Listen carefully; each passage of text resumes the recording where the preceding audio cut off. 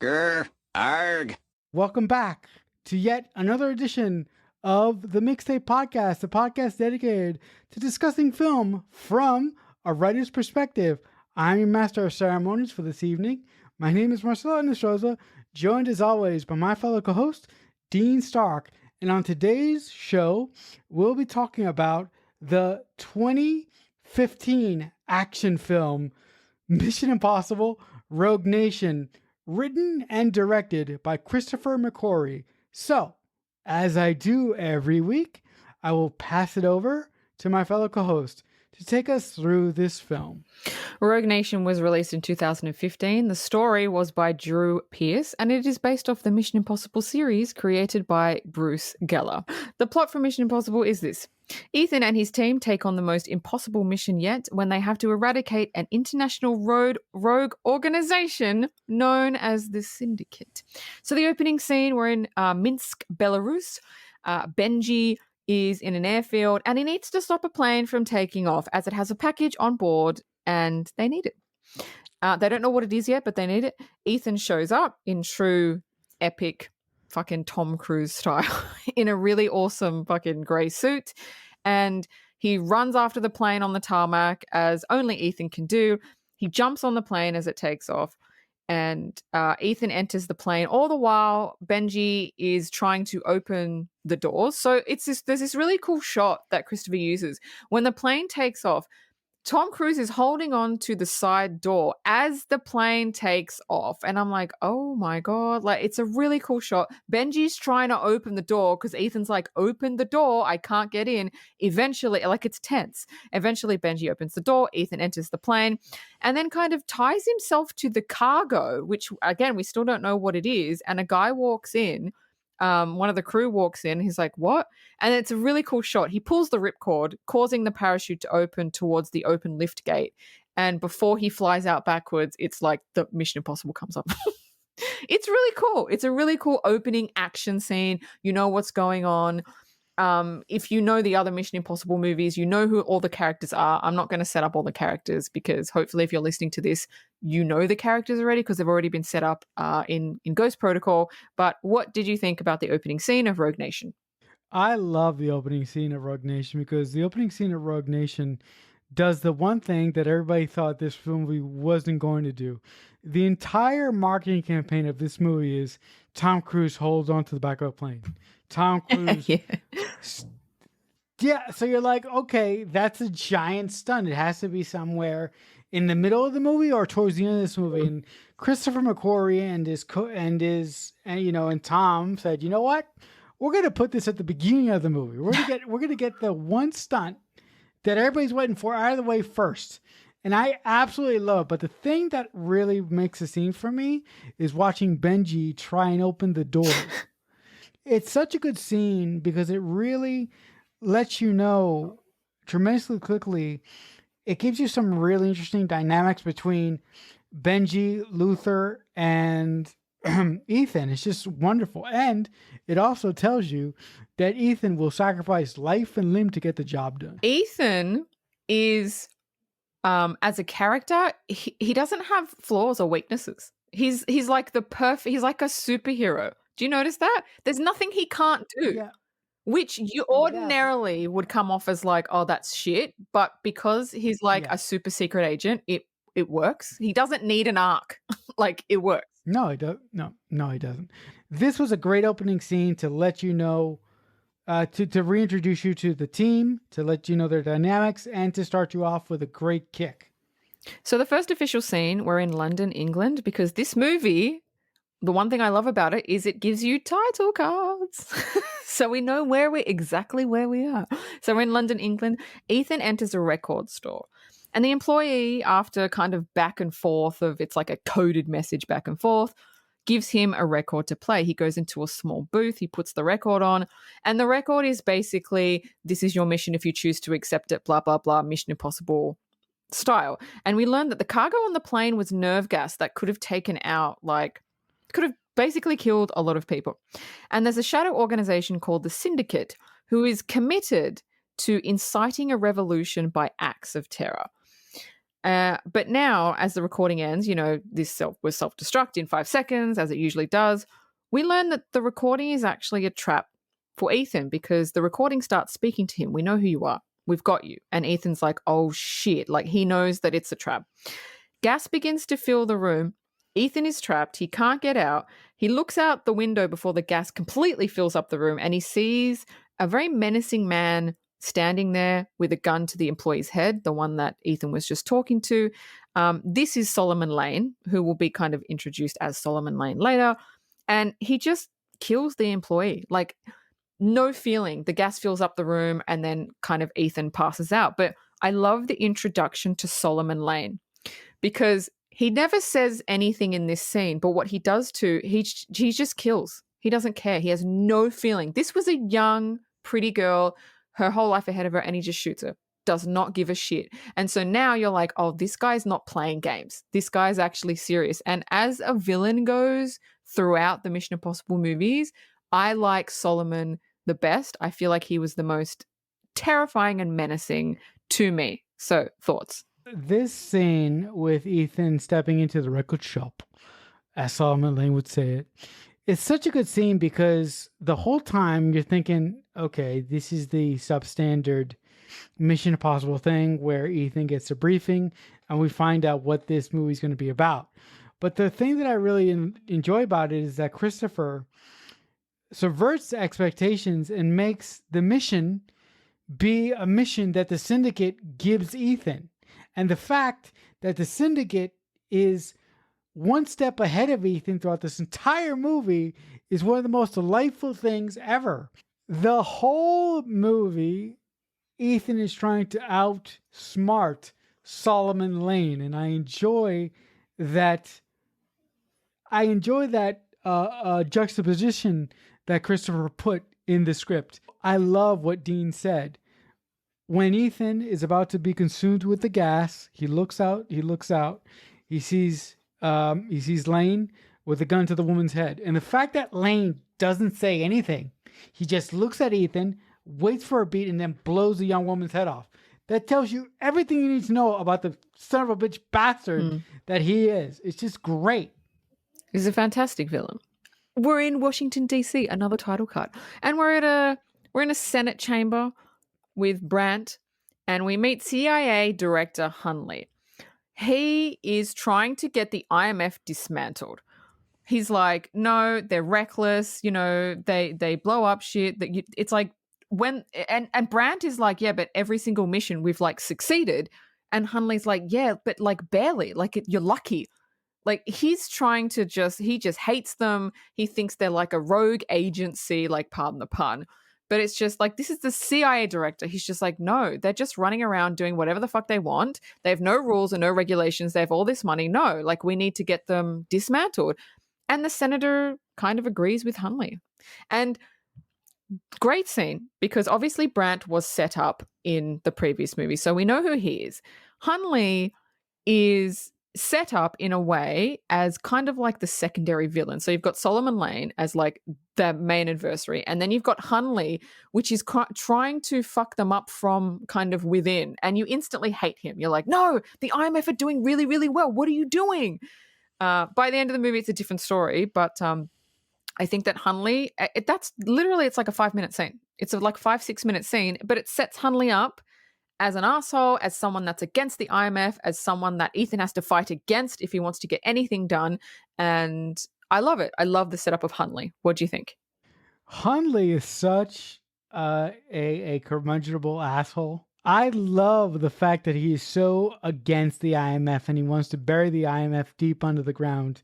And I really love the moment when he uses the images from the third act of Ghost Protocol to show the sort of judges in the chamber that the IMF just works on brinksmanship and just works on luck. Because listen, Hunley is a dick, but he is speaking sense because half of the time in these missions, Ethan and his team make shit up as they go along.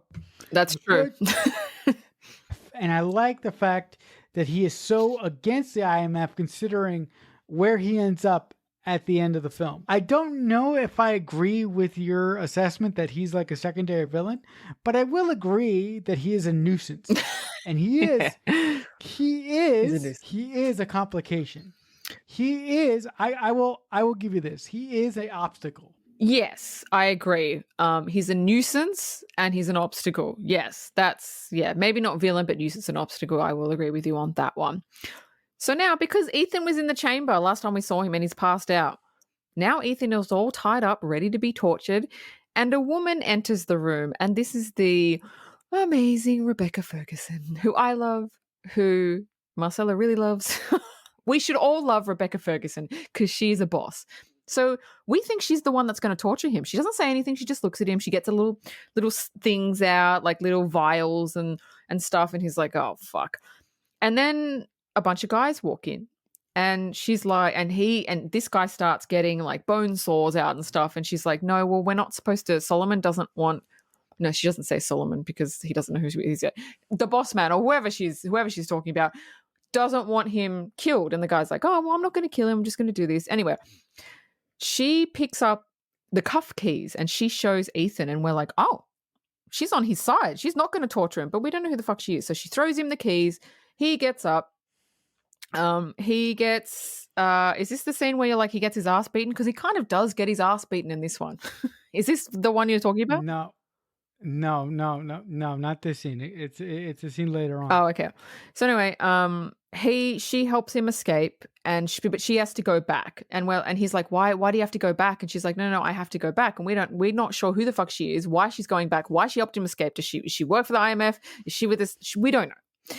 And so he runs, and again, the last three scenes, we got introduced to Solomon Lane. The next scene, we got introduced to Director Hunley. The next scene, we got introduced to Rebecca Ferguson's character, who we know as like the woman at this point. This is all set up, but it all pushes the story forward, which is what I love.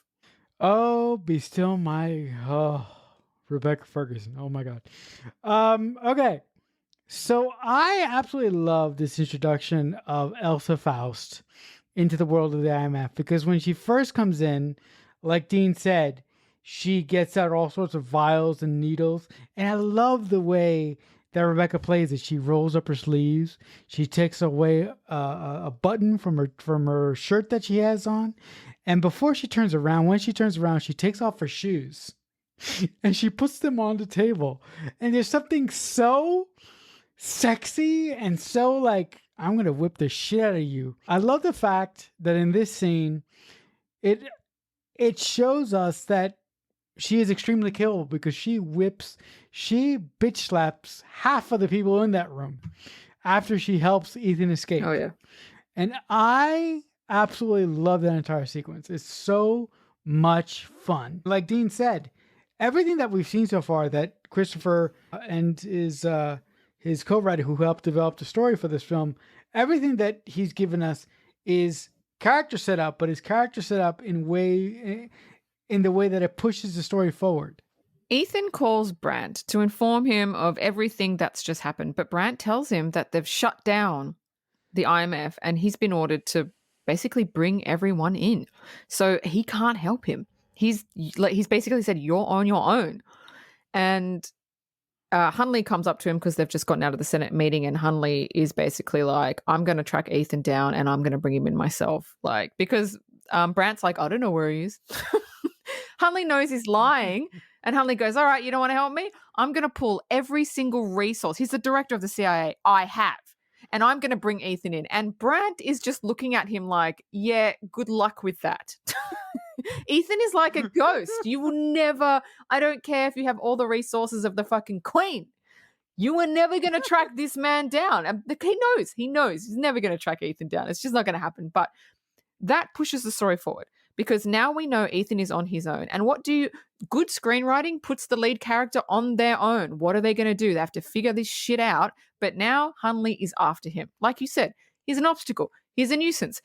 Ethan has a job to do, even though he's not with the IMF anymore, technically.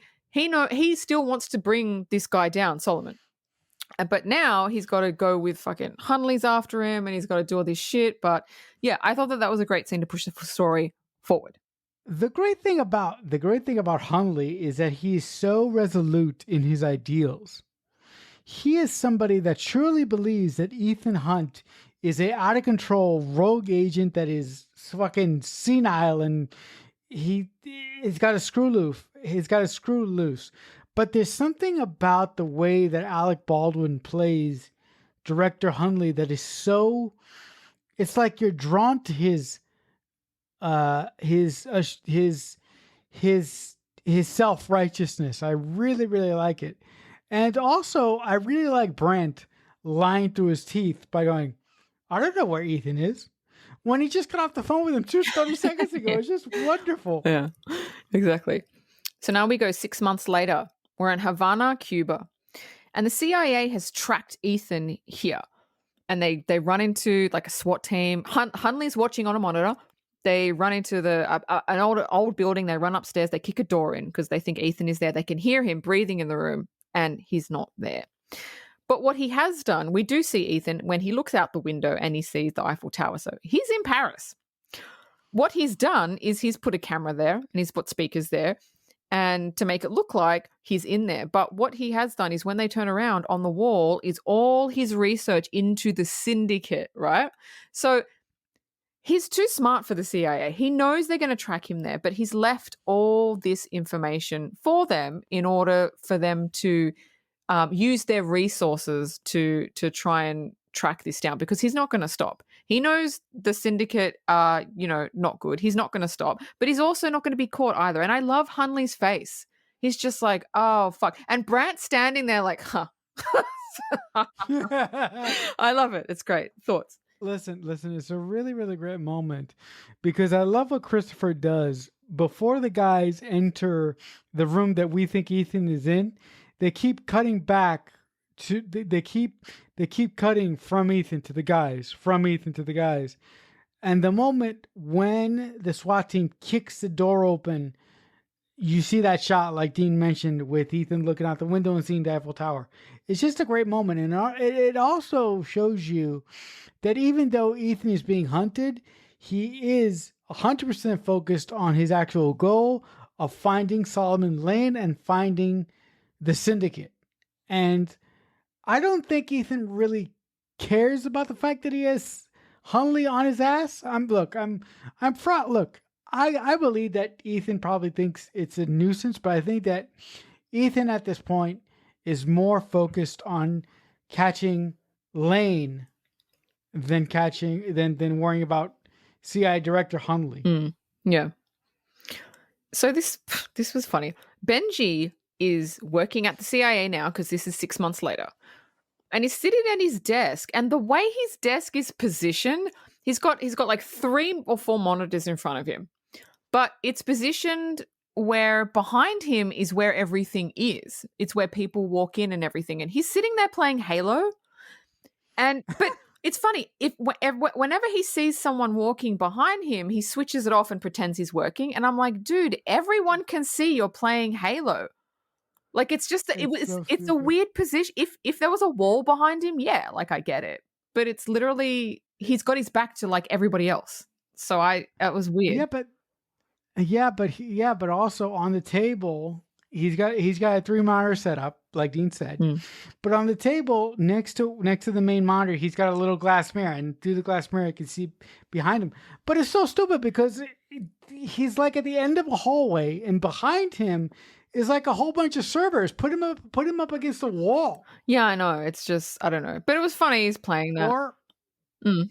Or better yet, stick him in an office. Yeah, exactly. I just didn't like the positioning of the desk. That's my problem. No, it was really bad.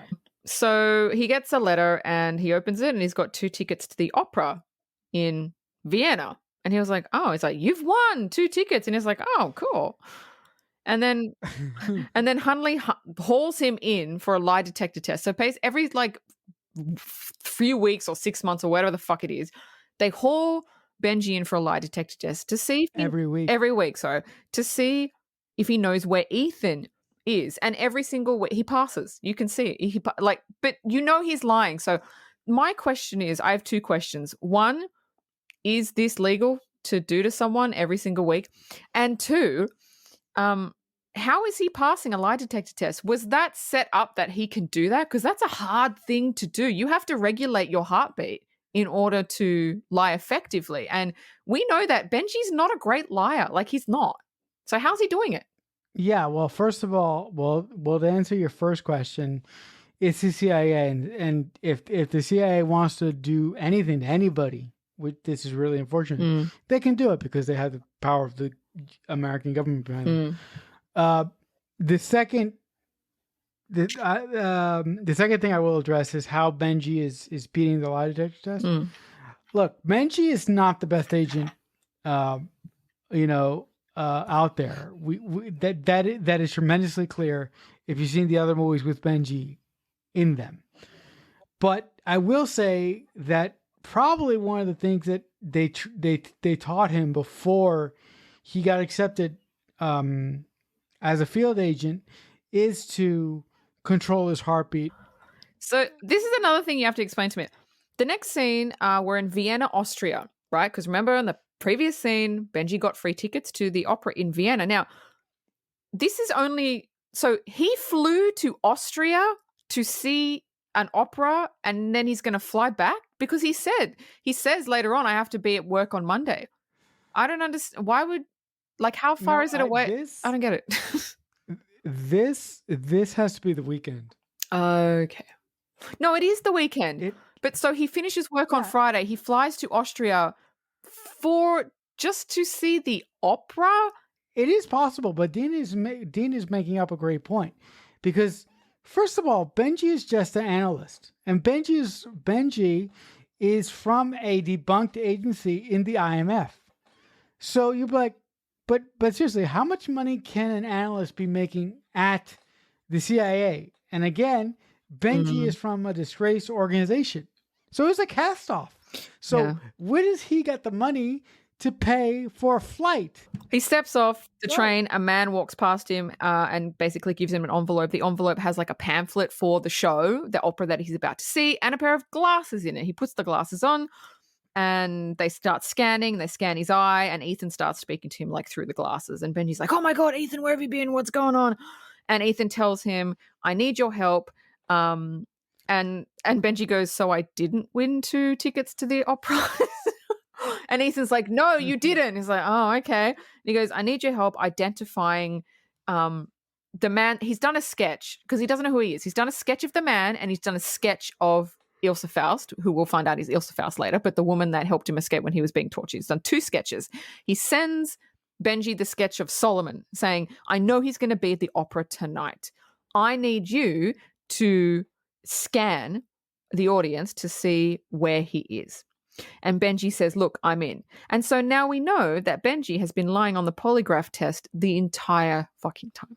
I think, you know what? I think it's a really, really cool moment when Benji gets off the train and this guy out of nowhere hands him the envelope. He opens the envelope and it turns out to be the pamphlet from the show that he's about to see, like Dean just said. He puts on the glasses and then Ethan starts talking to him. There is this hint of like sadness when Benji finds out that he didn't win the opera ticket. He's so naive, but like he's smart, but he's just like, oh. He's normal. He's relatable. He's probably the most relatable one out of all of the agents because he's not superhuman. No, he's not. Benji arrives at the opera and Ethan is there and he tells him, again, he needs to scan the people to find Solomon. So Benji sets up in a room and the pamphlet that the guy gave him with the glasses is actually like a fucking awesome fucking laptop-y thing. Yeah. So he goes through the audience face by face, scanning it to see if he can create a match between the sketch that Ethan did. And he's like, nobody yet. Ethan's like, have you found him? Nope, nobody yet. The opera begins. And then Benji says, wait a minute, I think I see someone, but he can only see him from behind. And he directs Ethan to where he is. Ethan follows this random man to a high platform above the opera. And this is a really cool fight sequence because this guy that's high up on the platform above the stage, it's like this tiny little, I mean, I already said it's a platform, but it's like a two feet wide. Yeah, it's a catwalk, but it swings. It's not like connected to anything. And this guy that Yeah. he's fighting, oh my God, there's this one shot where the guy's bending down, he stands up, and he's like 3 feet taller than Tom Cruise. And you're just like, and Ethan's face is just like, fuck. Oh, fuck. Before I go on, let's talk about that. Is that the fight scene you're talking about? Yes, Okay, this is go it. for it. This is the fight scene when Ethan gets his ass whooped, because like Dean said, like Dean said, when Ethan comes across this guy who's like 7 feet, he towers over Ethan, and Ethan looks like, holy shit, this guy's gonna kick my ass in the next week. There's a moment that every time I see the scene takes my breath away. It's the moment when the woman who we know is Elsa Faust walks into the opera. She walks up those stairs. I knew you were going to say Oh. that. I'm like, I bet it's the First of shot all- where she walks up the stairs in the yellow dress. First of all, the yellow dress. Oh, but the way that she walks. Oh, so. It's hot. Sorry, It guys. is. It's Yeah, hot. I just got. It's like, oh my god, it's so hot. Yeah. So meanwhile, while the fight's going on, Ilsa Faust, the woman, she is she's there, and Ethan is high up in this. She's there, high up in the scaffolding, and she's building a rifle. And you're like, what the fuck is going on? She's like in a little thing. She's in like a little like set thing high above, and then we switch back to Ethan. He pushes the man off the platform after an epic fight, and he grabs his gun. Now this is really cool. The guy's gun, so that's why he was on the platform, looks like a flute. Is it a flute? It's a flute. It looks like a flute, but he's fashioned it like, obviously it's a gun. It's really, really, even Ethan can't work it out. He's like, what the he's like looking at it like, how like he works it out. He's like, oh, it's a gun. And he grabs the gun and he points it at a man who is in another room, and it's like, who the fuck is this guy? Right, the lighting booth. We're like, who the fuck is this guy? He aims it at him. And then he's like, Ethan's like, wait a minute, who's he aiming at? So he's like, he looks at it and he's like, he's aiming at the Chancellor in the audience. He's like, oh shit. And then he sees Ilsa Faust, who has a rifle, who is also aiming her gun at the Chancellor. And he's like, oh shit. And he's looking, it's a really tense scene because you're like, what is he going to do? Like, he's obviously not going to let the Chancellor die, but he doesn't want to shoot the woman. But like, if he shoots one of them, the other one's just going to kill the Chancellor anyway. Like, what does he do? And then he does something epic. He shoots the Chancellor in the shoulder in order to save his life. And that fucks up Ilsa, and that fucks up the guy in the lighting booth. And I just thought it was a really, really cool decision to make. But the whole opera scene is tense. It's awesome. It's just a cool scene. It's a cool scene. So the opera gets locked down, and Ethan finds Ilsa, and he's like, hey, you want to get out of here? And she knows, obviously she knows him. She helped him escape in the previous scene. And she's like, okay. So they run to the roof. And I love this shot where they're on the roof. He jumps down a little thing, and then she's sitting there and she's like pointing her shoes at him, and he's like, what? And she doesn't even, and he's like, oh. And it's so realistic because she's got high heels on. Practical. Yeah, it's practical. She's got high heels on. She can't run in high heels. And I just love that she made him take them off. And it's a power move. She could have done it. I want you to do it. I love that. She's a boss bitch, and he just does it because he's Ethan. He's awesome. They're on the roof, and Ethan has a rope with him, and he ties it off to something, and they slide down. It's a really, really cool shot how it's filmed. It makes my stomach drop when they fucking jump off the roof, but they land, and everybody's running around, so nobody notices them. Benji pulls up in a car. They get in. Meanwhile, he's watching the car that the Chancellor is in blow up. So obviously somebody wanted to kill the Chancellor, and that was kind of the fail-safe. If they don't shoot him, then the car's going to blow up. So they've killed him. Not them, but the bad guys have killed him. And then the woman introduces herself as Ilsa Faust, British intelligence. She's deep undercover. And then she gives him what looks like a lipstick, but it's really more than that. And she says that the bad guys start chasing them, and she said, they're chasing them because of me. They're chasing you because of me. You need to let me go, but you need to look like I've escaped. And Ethan's umming and ahhing, and so anyway, he lets her go, and she says, you've got everything you need to find me. So she jumps out of the car, And that's the end. But again, awesome sequence. Yeah, the sequence is just really, really awesome because Ethan and Elsa are trying to get out of the building, and the whole sequence of them running on the roof. Ethan with the rope. First of all, Elsa saves him from falling off the roof. When Elsa asks Ethan to take off the shoes, I'm like, oh, this is great. Boss move. It's just so great. Yeah, it's so great. So Ethan and Benji get back to like, you know, a little bit of a hideout. And he starts telling Benji about the syndicate.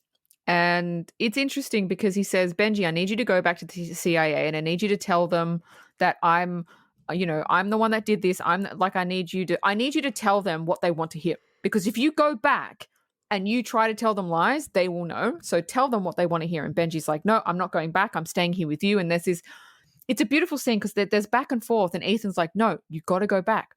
You have to go back. You cannot stay here with me. It's too dangerous. And Benji has this whole speech, which is so cool. He's like, no, I signed up for this. I'm a field agent. I'm not going to sit in there and do the CIA. You're my friend. I'm not going. You have no say, basically. And there's this beat. And Tom Cruise. And Ethan looks at him and he just goes, okay. Okay. I love it. No more needs to be said. He goes, okay. But such a great moment. Question, because he's telling Benji about the syndicate. Now,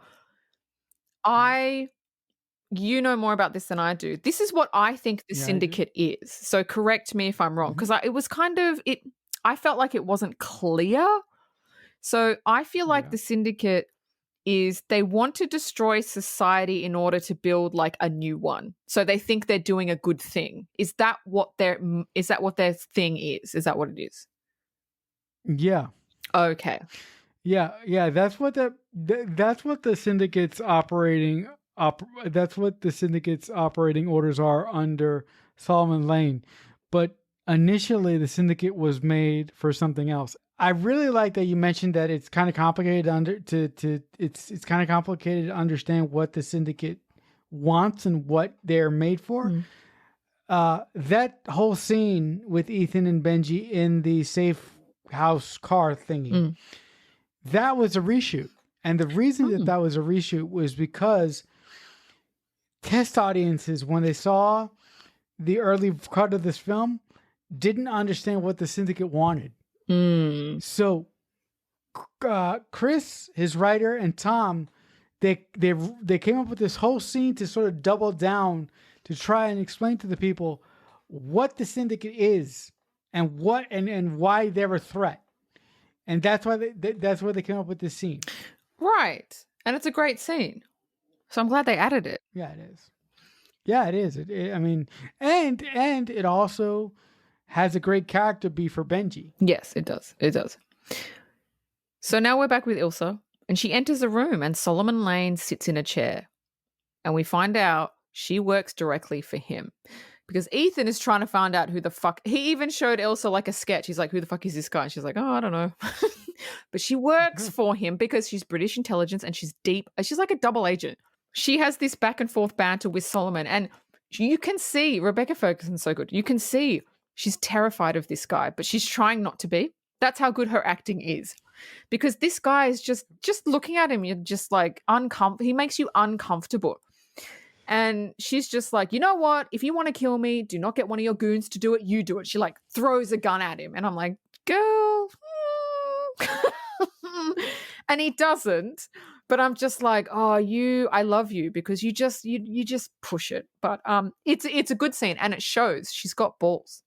She's not scared. Yeah. She's not scared of anything. Even this guy who could literally take her out in 2 seconds. It was a good scene. Yeah, no, it was a very good scene. But I love the moment when Elsa enters the room and the guard, one of Lane's guards, tries to disarm her, and like she hops on this guy within 2 seconds. I mean, it's just such a good scene and such a physical scene as well. But I love the moment when Elsa tries to justify herself and she goes, well, you wanted Ethan alive and Victor would have killed him before. And that's not what you've asked for. So either you trust me or you kill me. But if you kill me, do it be a man and do it yourself. She tosses the gun towards Lane, and Lane goes, fine, I'll take the gun. Shoots the guy directly next to her. It's so good. Yeah, it's great. It's great. By the way, Lane scares the shit out of you in this movie. He does, but when you look at him in Prometheus, he's a fucking idiot. He's a great actor. Because he's the same guy. Yeah, it's the same guy as the guy in Prometheus that annoys the shit out of me. And I'm like, how can one actor play a nerd so well and then play a menacing villain so well? Like, not all actors can pull that off, but this guy can do it. So Benji opens the USB that he got from Ilsa. And there's schematics of a computer facility, and he says they can't be hacked from the outside. And what I think it says, it's located in Morocco. So now they go to Morocco. It's just a short scene. It's just to get them to Morocco, basically. So now we're in Casablanca, Morocco. Ethan and Benji, Ethan and Benji, they drive down this dirt road. They get out. They're in this tiny little fucking town, and they enter a home. And they go out the back, and Ilsa is in the pool. But the reason she's in the pool, she comes up from underneath and she emerges out of breath, and she looks at her. She's got this gadget on her wrist, and it says 1 minute and 57 seconds. So we know she's trying to hold her breath, but for what? Because this is not a nothing burger. She looks up, she sees the boys, and she walks out of the pool like a fucking, I don't even know, model. Like a sexy model, like a goddess from Greek mythology. And she's like, oh, hey, guys. And they're looking at her like, oh, shit. But yeah, that's that scene. Thoughts? Yeah, no, but look. The scene is great because I love the way that Mission Impossible uses title cards for everything. Because as you guys will know, that's a big pet peeve for me and Dean. When films that we talk about don't use title cards, that ticks us off. So I really, really enjoy that Mission Impossible uses title cards. But the thing that I like about the scene is when Ethan and Benji enter the house where Elsa is, and they go to the back where the pool is.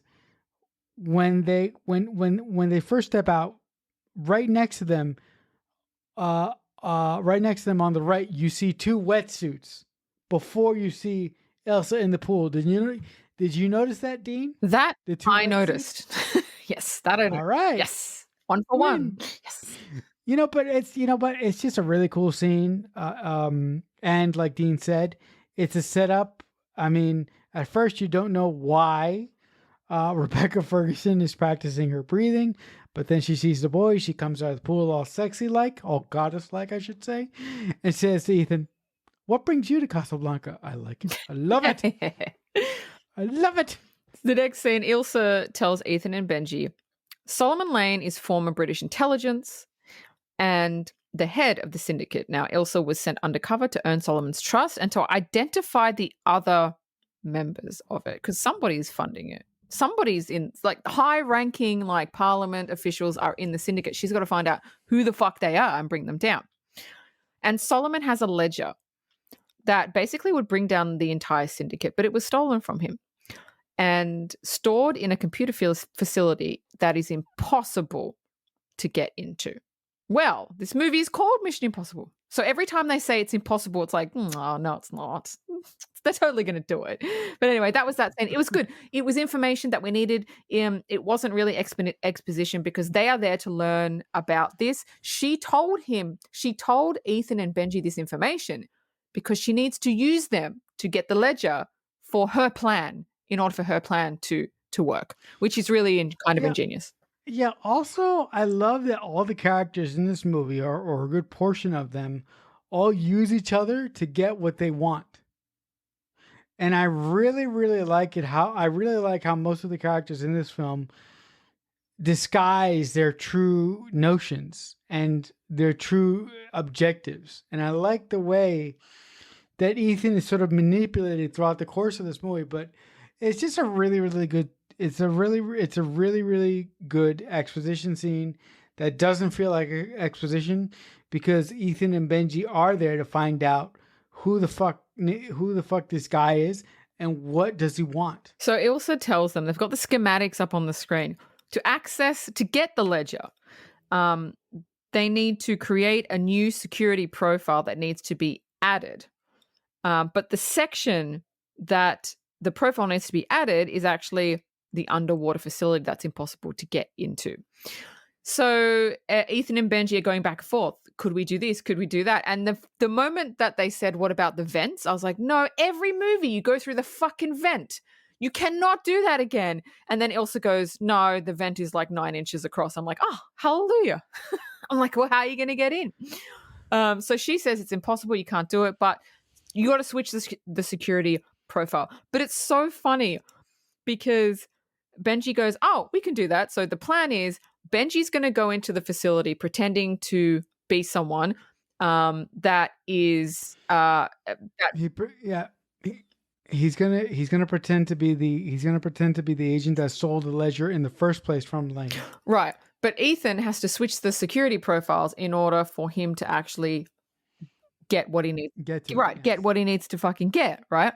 So it's funny because Benji goes, yeah, you know what? It's no problem. So all you have to do is you have to go into this like underwater facility and change the security profile, but you have to go through like this thing and then swim, and you just have to hold your breath for like 2 minutes. And Ilsa's like, yeah, more like 3 minutes. And Benji's like, yeah, you can do that. You can hold your breath for 3 minutes. And Ethan's like, oh, okay. It's like, yeah, you can do it, no problem. Because Benji is used to Ethan being a superhuman. And Ethan's like, 3 minutes is a long. If you've not trained for it, you cannot hold your breath for 3 minutes. This thing is like a server farm underneath the water. Yes. Yeah. All the hard drives are there. There's also currents in this. Yes. In this skiff. It's not like a pool. So it's not just the water. No, it's not. But it's cool because this is the first time that I've gone, oh, it actually does seem impossible, because every other time it's like, oh, conveniently they can do this or conveniently they can do that. But this is like, oh, this is actually quite hard. If Elsa wasn't there, I mean, Dean will talk about the scene in a second, but if Elsa wasn't there, they would have failed. Oh, yeah. Because, Dean will talk about it in just a second. Yeah. So Brandt has enlisted Luther to track down Ethan. And Luther puts in the sketch of the woman, because Brandt doesn't know who the woman is. He has no fucking idea. He's just got this sketch that Ethan sketched of this woman. And Brandt goes, like, how long is it going to take for you to, like, find Ethan? He goes, I'm not looking for Ethan. I'm looking for the woman, because if I find her, I'm going to find him. And then Brandt goes, oh, okay. And Luther's like, got her. He's like, what? And he's like, yep, she's in Casablanca, Morocco. So that's where they're headed. Obviously, Hunley doesn't know that, but that's where they're going. I love the moment when Brandt tries to recruit Luther, because Luther comes in on a helicopter and he goes, look, man, I don't know you. The only thing I know about you is that you chose to work for Hunley. And then Brandt goes, the only thing I know about you is that when Hunley took over, you quit. And then further in the conversation, Luther goes, if I have one doubt of which side you're on, he just gives him this look like he's going to whip the shit out of him or kill him. Ethan, Benji, and Ilsa arrive at the facility. Benji heads into kind of the main building, while Ethan and Ilsa head to the entrance for the underwater facility. Ethan has 3 minutes to get in, switch the profiles, and get out. Now, he's got the little gadget thing that Ilsa had on her arm to tell her how much like oxygen she has and how much time she's been underwater. Ethan now has that he's in the wetsuit. And it's a really cool entrance because it looks like a funnel of water. It doesn't look fun though. It doesn't look like I'd want to jump in. It just looks like this funnel. So what she does is she ends up turning off it's like the turbines. She turns it off so it doesn't, it's like, because when he gets down there, like if she didn't turn it off, it'd be like a giant fucking washing machine. But she turns it off so it's like he's not being whooshed around a bit. So he jumps in, and it's a really cool set because there's all these hard drives that line this massive round room. Now, he's got to swim to the right one because he knows he has to go to, I think it's like 108, and switch the profiles.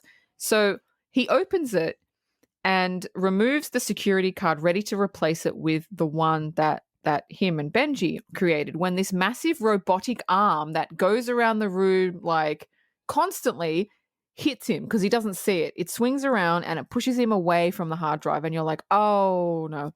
And he drops the two security guards to the security cards that look exactly the same. There's nothing that distinguishes them. Meanwhile, Benji is making his way through the security, and if the profile isn't uploaded by the time he gets to a certain point, he's going to die. So you're like, oh shit. So now it's like a race against time. Ethan makes his way slowly back to the hard drive. He's wasted all this fucking oxygen with the two cards. He's standing there, he's floating there, and he's looking at the two. You could see Tom Cruise going, or Ethan going, I don't know which one it is, right? And so he's like, oh, whatever. So he throws one away, he inserts one, and it's the right one. Benji clears security, and by this time, it's been well over 3 minutes. Ethan runs out of oxygen, and he just kind of floats. You can see him like he's like convulsing underwater, and then Ilsa knows something's gone wrong, knows that if he's not out yet, something's gone wrong. So she kind of grabs him from behind. But by this time, the turbines have been turned on. So it's like a washing machine in there. So she grabs him, and they're going around it's just a really cool scene. They're going around in circles like a fucking washing machine. She grabs the hatch. She pulls the hatch open. She pulls him out. He's basically passed out or dead. She revives him. Benji comes in. He's like, oh my God, that was so easy. That was so cool. And he sees fucking Ethan on the ground going, oh my God, what happened? He's breathing. He's survived. And he holds the USB up. That's the ledger. And he goes, I got it. And then Ilsa, having a defibrillator, having defibrillated Ethan, does it to Benji and then steals the ledger that Benji retrieved. So that was a mouthful, but that was probably my favorite scene. It was visually, it was cool. It was Mission Impossible. It was fun. There was a ticking time bomb. There was Benji's doing one thing, Ilsa's doing another thing, Ethan's doing another thing. It was really, really fun. Thoughts? The underwater scene in the skiff was just fantastic. I mean, the first time that I saw this film, when Ethan got taken out by one of those turbines underneath the water, I thought he was fucked, because when the two profiles flipped out, when he got hit by the turbine and the two profiles, got mixed up, I was like, how the fuck is he gonna tell which one it is? And the cool thing that Christopher does while Ethan is underneath the water in the skiff, he keeps cutting back to Benji going through security. So it's like, you see Ethan, you're nervous. You see Benji, you're nervous because he's going through security. It cuts back to Rebecca on top, and she's nervous because she can actually read Ethan's life signs underneath the water. And like Dean said, the more energy that Ethan takes to get this profile into the right slot before Benji gets to a certain point, if he doesn't, Benji's fucked. He's gonna die. It's just this scene does a really, really good job at making you uncomfortable and making you believe that for the first time ever, Ethan is going to fail and Ethan is going to die. And he would have died if Elsa wasn't there. He did die. She brought him back to life. Yes, he did die. This is the first time he's died. Yeah, she saved him. So Ethan and Benji, they chase after Ilsa, but Benji's like, because Ethan's still out of it. He just died. He's just been brought back by a defibrillator, and he's kind of stumbling all over the place. And Benji's like, look, are you okay? He's like, no, we got to get the ledger. We got to get the ledger in a true secret agent fashion. But the funny scene is, as soon as they leave the place that they're in, Ethan tries to like do his like jump and slide over a car, but he just jumps and like falls on his ass. It's so funny. I don't know who came up with that, but that's really funny because he's like as out of it. But anyway, there's a high-speed car chase scene because Ethan sees Ilsa get on a motorcycle. And there's other people on motorcycles as well. It's a long chase scene, but it's a cool chase scene. And Ethan ends up flipping the car that him and Benji is in. Meanwhile, Brant and Luther turn up as they've flipped the car. They help them out of the car. And then Ethan sees Ilsa on the motorcycle. She's stopped. So he grabs a motorcycle and follows Ilsa. Look, the scene doesn't result in anything other than a cool action scene. I don't know if you know this. is it in Tom Cruise's contract in Mission Impossible that he has to be on a motorcycle in every single Mission Impossible? No, it's not in his contract, but I think he does. But you know what I love about the motorcycle scene? Okay, when Rebecca Ferguson is on a motorcycle, they have ways, you know this, they have ways of shooting it where it looks like she's riding the motorcycle, but really she's attached to a car. The front of the bike is attached to a car, or the back of the bike is attached to a car. She's not riding it. It just looks like it. And the shots that they use, you can tell. With Tom Cruise, they use wide shots because he's really riding. Like, they don't use those shots. And I'm like, you can tell he's really, and at high speeds too. When you go into a Mission Impossible film, there's one thing that you're going to get 100%. You're going to get Tom Cruise doing some wackadoodle crazy shit, 110% Tom Cruise, no matter what, because Tom Cruise believes in giving the audience what they paid for. He wants to give his audience the best experience that he can when they go out to the movies. Yes. So now we're back in London, England, and Ilsa meets with her handler from the British intelligence. And she has the ledger. She says, look, I have the ledger. She puts it down on a newspaper that he's got. They're sitting on a bench. Mm. This guy is a twat. This guy is a wanker. An absolute twat wanker. I hate this guy. So anyway, she puts the ledger down. In between them is a newspaper. She puts it down on the newspaper. And he basically says, this is not good enough. And it could be a fake. Go back and gain Solomon's trust. He'll ask you to kill Ethan, kill him. And Elsa's like, no, you asked me to do a job. I've got the ledger. Now I'm out. You need to bring me in and I'm out. I'm not doing this anymore. I've risked my life too many times. I've done the job. And this guy basically says, well, it's not good enough. You have to keep doing what I tell you to do until I tell you it's enough. And you just want to strangle this fucking guy. And yeah, so she has to go back because she says, look, Solomon knows I betrayed him. He's going to kill me. This guy does not give two shits. He's just like, basically work it out. And you're just like, and this guy doesn't get any better either. He's a complete wanker through the entire movie. But anyway, that's not a nothing scene. That will come back later, but it's a good scene nonetheless. It's a really good scene because in this scene we do get the confirmation that Elsa does indeed work for the British government, but we also understand that her handler he comes off as, like Dean and I have said, he comes off as a complete twat, a wanker, a wasteless idiot who doesn't care about his agents and who just wants to throw them cautiously out there into the wind. But the reason that he wants Elsa to go back in to get more evidence on Lane is not because of that.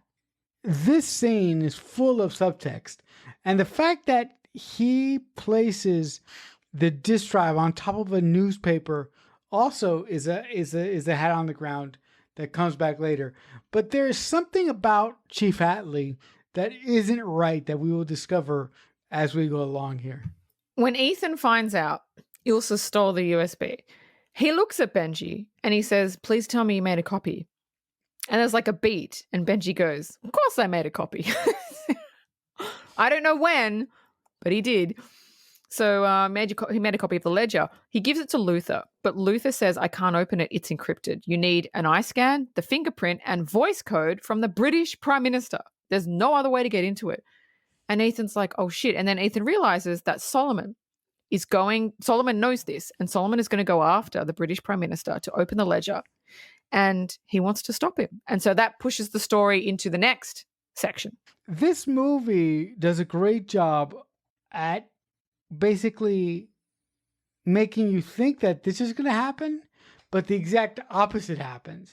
Of all the times that I've seen this movie, I've really picked up on that this time around, and the way that the story is constructed, because Christopher McQuarrie and the guy that he wrote the story with present you with something, but what they present you with isn't the actual thing that they're going to show you. Ilsa meets with Solomon, gives him the ledger, and he tells her. Now, I really liked how he justifies what he does, because I kind of like agree. You know what? It works. But guess what? It works because you know what? It justifies his reasoning. Yeah, exactly. So he tells her when he was British intelligence, he was told to kill to keep things as they were. Now he kills to bring about change. I love that. because as much as the syndicate is kind of like a terrorist organization, I understand why they're doing what they're doing, because right now in the world, it doesn't work. Nothing works. And they're trying to dismantle, albeit in probably not the right way, because innocent people are dying. They're trying to dismantle it to create a world that does work. So the main kind of mantra of it, I understand. It's just that they're kind of going about it the wrong way. So, and that's what I like about the syndicate. It's like, you kind of agree with it, but you don't agree about how they kind of do it. Yeah. You know what the syndicate is? What? And Lane says this in the next film. He says, the syndicate is order in chaos. Yes. Yeah. Huh? Yeah. But the only thing wrong with the syndicate is it's being led by a complete psychopath. Yeah. Yeah. But what their organization is, I agree with. It's just, they just take it to the next level. Yeah, but they go about it in the wrong way because they're killing innocent people. Exactly. Right. So when she gives him the ledger, he gives it to his guys. They put it in a computer and they go, the ledger's empty. It's been wiped. And Solomon is pissed. Pissed. Pissed. And you don't want to make this guy pissed. And Elsa's like, what? No, that's what they gave me. That's what how can it be wiped? Like, she doesn't understand. Like, that's what, she doesn't get it. But yeah, that's the end of that scene, which I thought was cool. The creepiest moment when Lane finds out that the thumb drive is empty, he grabs Elsa's face. Mm. And he goes like, come here. He just she's like, whoosh. And she's like trying to get away from him, but he's like, oh, it's just he's so psycho. Disturbing. But I mean, his performance is so good. So good. Ilsa meets up with Ethan and tells him that the ledger was empty. But Benji says, don't worry, I made a copy of it. And she says, like, how, like, I don't understand why it was empty because Benji says, no, I made an exact copy of it. It should not have been empty. Like, I didn't wipe anything. And Ethan says, was that ledger in your possession the entire time? And she says, yeah. And then she remembers when Ilsa met her handler, she put the ledger down on a newspaper. Now, what we didn't see is that guy actually had a device underneath the newspaper that deleted all the files without her knowing. And you're like, oh shit. Now it's like, who the fuck is this guy? Is he good? This movie keeps switching. You don't know who's good and you don't know who's bad. So while Ilsa is talking to Ethan, Benji gets kidnapped by Solomon's goons. And right. Yeah, and Solomon calls Ethan, telling him if he wants the ledger. Sorry, he calls Ethan and he tells him he wants the ledger by tonight, unlocked. Otherwise, he's going to fucking kill Benji. So what is Ethan going to do? We don't know. Well, we will know in 2 seconds when I talk about it. Brant and Ethan are kind of having a back and forth because Ethan is saying they're having a spat. They're having a lover's tiff, basically. Ethan says, I have to get to the Prime Minister because I have to open that ledger and before Solomon does. And he's like, and Brant is like, no, we can't do this. You have to tell Hunley that you have to tell the British government that somebody's after the British PM. And Ethan's like, no, that's going to blow the cover. And they go back and forth and Brant doesn't agree with Ethan and Ethan's trying to fucking plead his case. And then Brant ends up calling Hunley and he tells him and Ethan are in London and he's basically going to betray his friends and he will help him catch Ethan alive. And Hunley's like, great, I'm coming. I'll be there. But is he? That's what I mean. This movie, it's like, wait a minute. He's going to betray everybody? Like, you don't know which side anybody's on. First time I saw this movie, I was like, fuck no. Are you crazy? You're going to betray Ethan because you don't trust that Ethan is smart enough to outwit this motherfucker who has been ahead of him this whole movie? Like, it was inconceivable to me that Brant was going to that Brant was going to betray Ethan and his whole team to fucking give him away to Hunley. It drove me mad until a couple minutes later when we find out what's really happening here. But like I said, this movie is built on showing you one thing, but then revealing something else. And I love that aspect of this movie. So now we're at a charity auction and the British Prime Minister is there with hundreds of others. And he's informed that Chief Attlee from MI6 needs to speak to him. Now, Chief Atlee is the twat. Ilsa, the twat, the wanker, the one that Ilsa met up with her handler. The PM, Prime Minister, enters the room with Atlee. Hunley, Chief CIA Director Hunley, and Brandt are there, and they inform him that Ethan is coming for him. And they mention the syndicate. Now, the PM knows what it is. Hunley, this entire time, has been telling them the syndicate does not exist. You're crazy. And now the British Prime Minister is saying, no, it's real. And you can see on Hunley's face, he's like, wait, what? It's real? So he says, it's the brainchild of Chief Atlee. Recruit former agents, supply them with new identities, use them to examine our enemies. It would have made him judge, jury, and executioner, but he rejected the program and thought that was it. So then Atlee shoots the PM with a trank, and you're like, wait, what? Why would you do that? And then reveals his mask, revealing that it is actually Ethan and not Atlee. There's more to that, but I'll go on. I'll ask you your thoughts just for the first part. I love that because in every movie they've used the mask trick. Now in this movie, right, they usually use it at the beginning. This is the first one where they use it at the end. So you've totally forgotten that the mask is like a choice. Do you know what I mean? You're like, oh, okay. So what do you think about the first half of that scene? You know what? I really liked it because it really takes the whole premise of this movie and turns it on its head.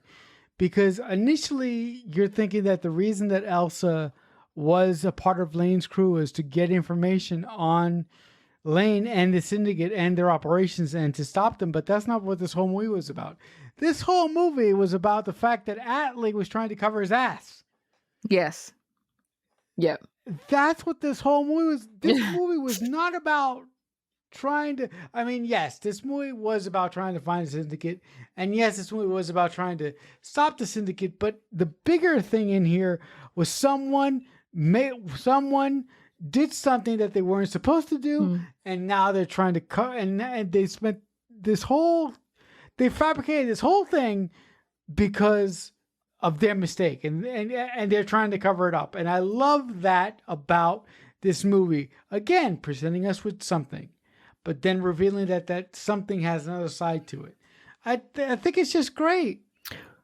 So the real Atlee comes into the room, and Ethan tranks him. Basically, it's truth serum, and because he needs Hunley. That's why Brandt brought Hunley there, because Ethan needed Hunley there to see that this is real, because he wasn't going to believe Ethan. He had to hear it from the British Prime Minister and Chief Atlee that the syndicate is real, that they've been fucking around and all this stuff. So that's why Brandt did it. He didn't betray Ethan. That's all part of the fucking plan. And he needed Atlee to say that he framed Elsa Faust as well. Yeah. So we learned that Solomon went rogue, turning the syndicate basically against Atlee. And Atlee's been trying to cover it up ever since, which is why he erased the USB that Ilsa gave him. He doesn't want anyone to know. It's like, it's just gotten out of hand, and Atlee could not control any of it. And he's like, oh no. But now Hunley knows the truth. Luther finally gets into the USB after he does the eye scan with the PM, the handprint, and the voice recognition. He gets into the USB. And that's the end of the scene. That's it. It's just a really good scene, because this scene is a masterclass in tying up holes and tying up hats on the ground that Christopher and his fellow writers set up expertly throughout this whole film. I really, really love it. This scene was extremely efficient in wrapping up probably every main point that this movie set up. So Ethan gets to the restaurant because he's still got to rescue Benji. Benji is sitting there opposite Ilsa, but he's strapped with a bomb. He's got an earpiece in and a little like eye thing. And Ilsa's sitting there, and she's got like a gun concealed that she shows Ethan, because they're surrounded by people. They're at a public place. Solomon says, I want the disc or Benji dies. Ethan says the disc is gone, but he memorized everything on it. Now, on the ledger, it basically has like, I don't know, fucking 100 names, and it's got a bank account details, and it's got money. And he says he's memorized all of it. So, if he kills him or if he kills Benji, he's never going to fucking know. And it's tense because the countdown is started and Benji's sitting there and he's just looking at Ethan going, I hope he buys your fucking bluff. I really hope he buys it, because if he doesn't, he's dead. And literally, like, at the last second, he presses like stop on the bomb. And it's just like, with literally like a microsecond left. So he lets Benji go. And then he orders basically his goons to kill Ilsa and grab Ethan. But it's fucking Ilsa, it's fucking Ethan. They escape, don't they? Because they're boss. Solomon chases Ethan. I love this. This is probably one of my favorite scenes. Solomon chases Ethan. It's a massive chase scene. Ilsa goes one way, Ethan goes the other way. Ilsa has a really cool fight scene with one of the bad guys, the Bone Doctor, which is a fucking epic fight. And then Ethan fights other people, and then he's like hobbling away. Solomon gets there. Solomon follows him into like a construction-y site, and Ethan jumps down like a manhole. And then Solomon jumps down the manhole, but suddenly he finds himself encased in a glass box, and Ethan is on the other side. And Benji and Brandt and Luther are on the other side of the box, and he tries to get out of this box, and he's like he doesn't know what's happened. So, and this is awesome because they start to pump the container full of gas. It's basically doing a loop-de-loop back to the beginning, back to what he did to Ethan in the beginning. So now they're doing it to he's pissed, man. Oh, he's pissed. He's trying to shoot his way out. He's just like, how did this happen? It's awesome. So after that, Ilsa is now out. Ethan says, you're out. I got you out. It's fine. And it's just a really nice moment between them because they have a connection. And she just gets in the car and drives off. And but it's a really cool scene. I love that scene. It's a cool scene. The whole third act of this movie is really good.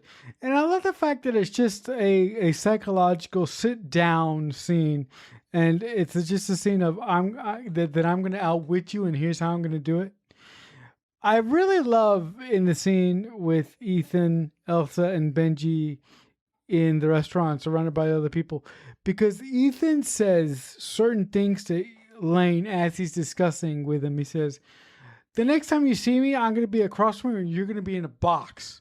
I love that the writers sort of hint at what's going to happen in just a few seconds. I think it's really, really cool. But also, I love the chase sequence through the streets. I love the fight between Elsa and the Bone Doctor. How she finishes it at the end. She climbs up his arm and fucking sticks the knife in his head. Really cool. It's just a great sequence, and I love the moment when Lane is in the box and Ethan, Elsa, the whole team is there, and Ethan goes, Mr. Lane, meet the IMF. It's just so great. Such a badass line. But also, Dean, I would like to address, I love the final moment between Ilsa and Ethan. There's so much respect. There's so much romantic tension in that look. I mean, and Rebecca Ferguson looks so good. The final scene of the movie, we're back in the Senate chamber, kind of where we began. And Hunley explains, because the Senate's like, so you want the IMF reinstated? What is going on? And so he explained, look, I needed you to... he needed them to disband the IMF, which is why he advocated for it, because he believes the syndicate had infiltrated like the government. So he had to make it look real, right? Mm-hmm. And the Senate members are looking at each other like, what the fuck?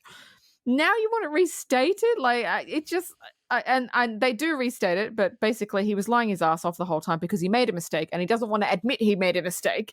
And that's the end. That's the end of the movie. Do you want to go over to your trivia now? Sure. So, there was lots of trivia on this. I just had to pick and choose what was the coolest. Oh, good. Let's hear it. Tom was actually holding onto the side of the plane at the beginning. That was obviously not a stunt double, but that was a real plane, and that plane did actually take off with Tom in it. That's why the shot looks real, because it was real.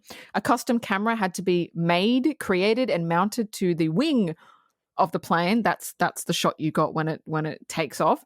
And Tom was given special eye lenses that covered the entirety of his eyeball to stop dust particles from getting into his eye. Yeah, because and if I'm not mistaken, he was blind. He couldn't see. Yeah, because there was so much wind. Couldn't see. Yeah.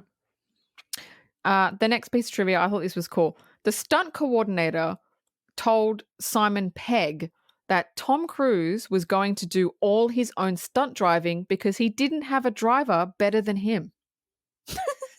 Oh, that's great. That's great. That's so great. This is the stunt coordinator going, I actually don't have a stunt driver better than Tom Cruise. Well, that's so great. Tom extensively trained for the underwater sequence and was able to hold his breath for 6 minutes. Wow. That's dedication, folks. Seriously, that's dedication right there. Yes. Second last. Benedict Cumberbatch was considered for Solomon Lane. He would have done a great job. No. He would have done a great job. You know what? You think so? Yes. I think he would have done a really good job. I really like Sean Harris. That's the actor's name, by the way, Sean Harris. Yeah, I mean, he's perfect, but I think Benedict would have done a good job too. All right. My last piece of trivia is my favorite, and you'll know why. Marcella will know why. Tom and the director, Christopher, hired Rebecca Ferguson because of her work on The White Queen. Oh, yeah. Which, if anybody's not seen the White Queen miniseries, watch it. Rebecca Ferguson is epic in it. But I just love the fact that they saw that and went, she's the one, and put her in the movie because of that. I love that. That's the end of my trivia, folks. All right, guys. Well, that'll do it for this edition of the Mixtape Podcast. Listen, guys, if you want to reach out to us with comments, concerns, questions, whatever they may be, we do have an email. Our email is themixtapepod@AOL.com.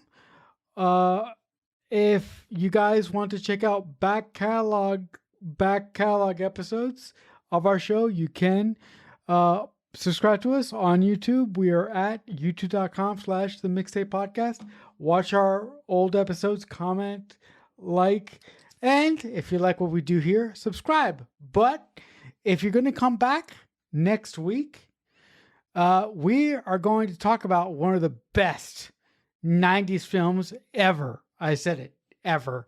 We're going to talk about the movie entitled The Truman Show.